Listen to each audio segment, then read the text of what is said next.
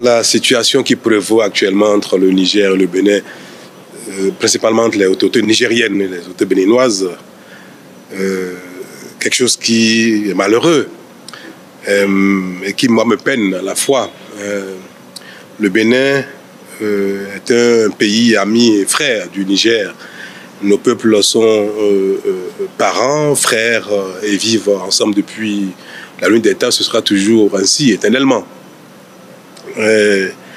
Si vous vous rappelez bien, le Bénin a été, par ma voix, a été l'un des tout premiers pays à plaider pour la levée des sanctions contre les pays qui ont été objets de coups d'État, notamment donc contre les autorités nigériennes. Et nous avons bataillé pour que la situation au Niger soit normalisée, ayant pris acte de changement politique qu'il y a eu, bien que contraire aux dispositions universellement reconnues et promues, les voies des élections. Nous avons pris acte, j'en ai parlé plusieurs fois. Il y a un temps pour condamner, un temps pour souhaiter un rétablissement de l'ordre constitutionnel, mais aussi un temps pour prendre acte. Donc le Bénin a été l'un des tout premiers. J'ai plaidé pour que les sanctions soient levées et que la situation au Niger revienne à la normale. C'est le cas. Et le Bénin a mis en œuvre tout de suite les mesures de levée des sanctions et nous avons ouvert les frontières. Il est malheureux de constater que depuis, ce n'est pas le cas du côté des autorités nigériennes.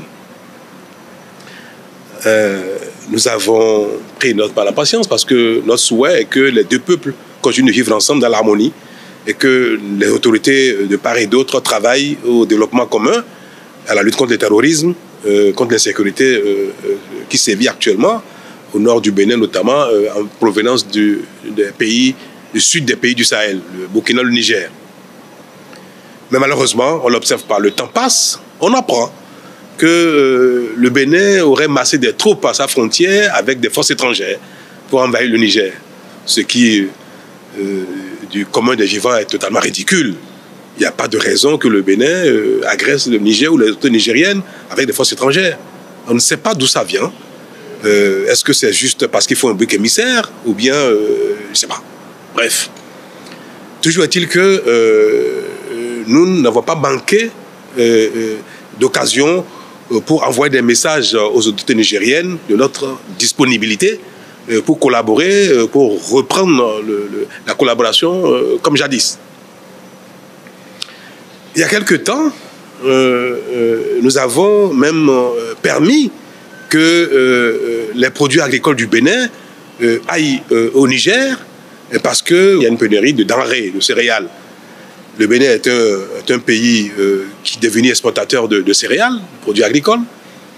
Et tout le monde a pu voir et observer que bien que les frontières soient fermées, le Bénin permet que les biens de consommation, notamment les denrées agricoles, aillent au Niger. Mais arrivé au pont qui a su le fleuve Niger, à Malanville, qui est le passage formel entre le Bénin et le Niger, la frontière est ouverte du côté Bénin, mais du côté Niger, c'est fermé. Alors, le bord du fleuve est devenu le champ de trafic d'échange de biens et des grosses barques chargent les biens à partir du Bénin, les denrées, le mil, le sorgho, le maïs, le riz, pour traverser la frontière. Donc, il s'est établi un environnement d'échange informel, de trafic. Et toute chose contribuant à désorganiser l'administration béninoise et à générer un dysfonctionnement des services publics parce que ce n'est pas la voie normale d'échange. Mais nous avons fermé les yeux là-dessus parce que cela sert nos frères et sœurs du Niger qui ont besoin de denrées, qui ont besoin de céréales. Et il est malheureux de constater que cette solidarité que nous exprimons à l'égard de nos frères et sœurs du Niger a quand même créé un certain renchérissement du prix des denrées, notamment du maïs, du mil, du sorgho et consorts. Et nos compatriotes ont commencé même d'ailleurs à crier un peu, même à manifester. Nous payons un coût lourd au plan économique, au plan social, même au plan politique.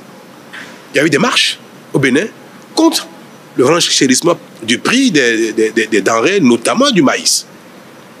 Et l'exportation vers les pays voisins, notamment le Niger, est la seule cause, l'unique cause. C'est des quantités massives qui partent vers ces pays-là pour nourrir leur population au détriment du pouvoir d'achat des Béninois. Il n'y a pas meilleur acte de solidarité que celui-là. Donc, nous payons un coût lourd, je veux le répéter, au plan social, au plan économique, au plan même politique. Nous avons donné également notre approbation pour les formalités de mise en œuvre du pipeline qui conduit le pétrole nigérien au Bénin et pour être chargé sur la plateforme de Sémé où des bateaux viendront accoster pour charger le pétrole nigérien par le pipe. Mais tout cela relève d'échanges formels, organisés, structurés, parce qu'il y a un contrat qui lie le Niger, le Bénin et les entreprises chinoises partenaires du Niger. Nous avons permis que les travaux préparatoires aient lieu au Bénin ici, et les Nigériens sont venus assister à ces travaux-là, bien que la frontière soit fermée du côté du Niger. Et il est question que dans les tout prochains jours, des autorités nigériennes d'un plus haut niveau viennent au Bénin pour inaugurer le démarrage des activités de livraison de pétrole. Et que donc des bateaux viennent à Sémé pour charger. Mais nous avons dit que cela ne peut pas se faire de manière informelle, comme c'est le cas des denrées qui vont au Niger. C'est vrai que pour nourrir nos frères et sœurs, pour vendre des céréales au Niger, nous avons permis que l'informel règne parce que c'est quand même nos frères et sœurs qui ont besoin de manger. Mais est-ce que nous allons transformer toutes les relations économiques, sociales, politiques entre le Niger et le Bénin en informel? Et ça, c'est trop sérieux. C'est des contrats qui lient trois pays, des entreprises et consorts. Nous avons dit, ça ne peut pas être informel. Il faut que les relations économiques, les relations d'échange soient rétablies pour que les biens, notamment de ce pétrole, puissent traverser le Bénin, être chargés et consorts. C'est ce que nous avons dit. Nous n'avons pas reçu de réponse. Non, c'est à croire que les autorités nigériennes préfèrent que le pétrole nigérien traverse le Bénin de manière informelle, soit chargé dans nos eaux de manière informelle, parce qu'ils estiment que le Bénin est un pays ennemi, peut-être que les autorités béninoises sont des ennemis. Alors, si nous sommes vus comme des ennemis, alors notre maïs aussi doit être vu comme un maïs ennemi. Le sorgho, le mil qui va au Niger, sont-ils devenus des produits ennemis du Niger? Et pourtant, nous les laissons partir. On ne peut pas nous voir comme des ennemis et vouloir de nos biens, de nos efforts, de notre collaboration, autrement que dans l'adversité également. Ce n'est pas notre vision à nous. Le Niger est un pays ami. Les Nigériens sont nos frères et nos sœurs. Les autorités nigériennes sont des partenaires, sont nos confrères, que nous pouvons travailler ensemble. Et nous avons dit que nos eaux, les eaux territoriales du Bénin, qui font partie de l'espace du territoire du Bénin, ne peuvent pas faire l'objet d'un trafic illicite, pas faire l'objet d'échanges informels. Si vous voulez que charger votre pétrole sur nos plateformes, dans nos eaux, alors vous devez considérer que le Bénin n'est pas un pays ennemi et que le territoire du Bénin ne peut pas faire l'objet de trafic illicite ou bien alors d'échanges informels. Et ce n'est pas que nous avons refusé de mettre à contribution notre territoire, notre administration, nos moyens pour les échanges entre le Niger et le Bénin. Nous disons que cela doit se faire de manière formelle. C'est tout. Si demain, les autorités nigériennes décident de collaborer avec le Bénin de manière formelle, les bateaux viendront charger. Mais pas dans un environnement d'informel et d'adversité qui ne se justifie point.